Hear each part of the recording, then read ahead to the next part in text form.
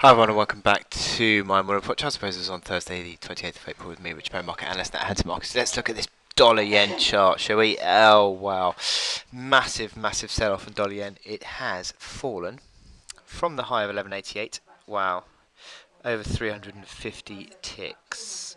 That's incredible, isn't it? Well, it's basically just completely ruined any sort of hope of a recovery, and I mean, I've been saying rallies are a chance to sell, but I didn't think you were going to get such a significant move to the downside in the wake of the BOJ. But still, no action from the BOJ has driven the strength of the yen, and what strength it has been. Now we're going to sort of have to look at the lows again. 107.80, 107.60 are the two sort of lows that we saw in April, and today's low 107. 108.07, so not far off those lows. So certainly we're testing those lows. Um, the breakdown of that range that we saw through February and March gives us an implied target, or gave us an implied target around about 107 to 107.10 area, and that's the sort of downside target from that. That's still yet to be achieved. So that is what we need to sort of look towards still. But generally speaking, I think that dollar yen is still falling away. It could even come back. That's 105.20, that low that we saw back in 2014. 105.20. So that I still think could even be on. And yeah, it certainly looks as though the BOJ, for all its jawboning, has done very little to help the yen,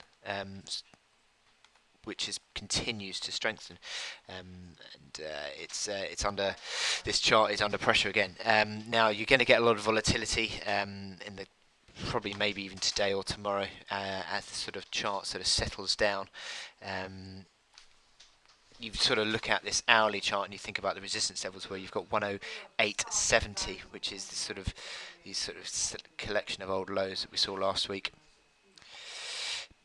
109.73 is the old neckline of the sort of base pattern, so that becomes an area of resistance as well. So between 108.70 and 109.75, you've got a band of resistance. You sort of look also towards, I mean, obviously we don't know what the ultimate low is today, so we could start to think about Marubozu lines, which on the surface of it looks to be around that sort of 109.70 area as well.